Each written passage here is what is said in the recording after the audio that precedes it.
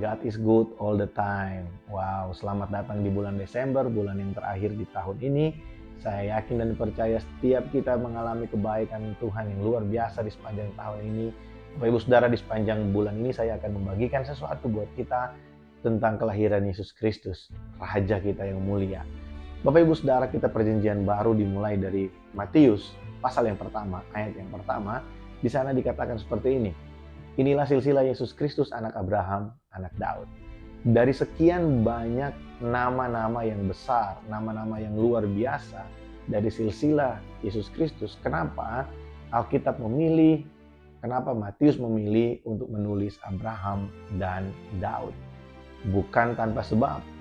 Karena kita tahu bahwa Tuhan berjanji kepada Abraham tentang keturunan. Ini adalah janji Tuhan kepada Abraham ketika Tuhan memanggil Abraham keluar dari Ur Kasdim, dan Tuhan berkata, melalui keturunanmu maka semua bangsa di muka bumi akan mendapat berkat. Saudara, Tuhan sedang berbicara bukan hanya berkat finansial, karena kita tahu bahwa anak-anak dari Abraham itu kayanya luar biasa.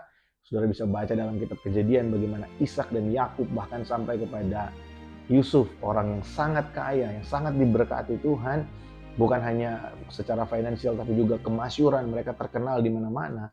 Tapi Tuhan tidak sedang berbicara tentang berkat itu. Tuhan berbicara tentang berkat yang sempurna, berkat yang sesungguhnya, yaitu berkat keselamatan. Dan Tuhan sedang berbicara tentang janjinya bahwa Dia akan menebus setiap orang-orang yang menerima Dia sebagai Tuhan dan Raja, orang-orang pilihannya. Dia akan menebus setiap kita. Bapak Ibu Saudara, waktu Tuhan berjanji kepada Abraham, mungkin ini terjadi ribuan tahun sebelum Yesus Kristus lahir. Tapi Tuhan tidak melupakan janjinya. Bahkan janji Tuhan itu juga diberikan kepada Daud. Ketika Tuhan berkata kepada Daud bahwa tongkat kerajaan ini, pemerintahan kerajaan ini tidak akan lepas dari keturunanmu. Nah, kita ketahui bersama kalau Tuhan mungkin berbicara tentang Salomo dan kemudian anak-anak dari Salomo, kita tahu bersama bahwa setelah Salomo meninggal maka kerajaan Israel itu terpecah menjadi dua. Nah, saudara, tentu saja Tuhan tidak berbicara spesifik secara khusus untuk anak-anak Salomo.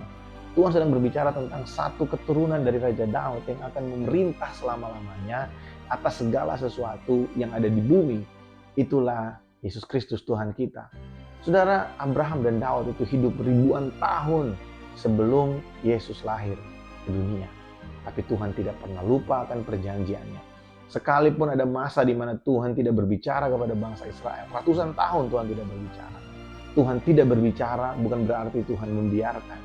Tuhan tidak berbicara bukan berarti Tuhan tidak melihat apa yang terjadi. Mungkin hari ini kita sedang ada dalam keadaan sepertinya Tuhan tidak melakukan apa-apa. Sepertinya Tuhan tidak berbuat apa-apa atas kehidupan kita. Saudara, biarlah kelahiran Yesus Kristus ke dunia mengingatkan kita bahwa Tuhan yang kita sembah adalah Tuhan yang mengingat perjanjiannya. Tuhan yang kita sembah adalah Tuhan yang mempedulikan kehidupan kita. Ada waktunya mungkin kita sepertinya diizinkan Tuhan untuk berjalan dalam lembah-lembah yang kelam. Sepertinya kita sendirian di sana, tapi sesungguhnya janji Tuhan itu ya dan amin. Dia tidak pernah meninggalkan kita dan Tuhan tidak pernah terlambat menolong kita. Saudara, saya yakin dan percaya bahwa kelahiran Yesus Kristus di tengah-tengah di dalam dunia ini adalah penggenapan dari janji Allah. Bukan hanya untuk Abraham dan bukan hanya untuk Daud, tapi juga memberikan kepada kita satu kepastian bahwa Allah yang berjanji, Dia bukan hanya sanggup untuk menyampaikan janjinya, tapi Dia juga sanggup untuk melaksanakan setiap perjanjiannya dalam kehidupan setiap kita. God is good all the time.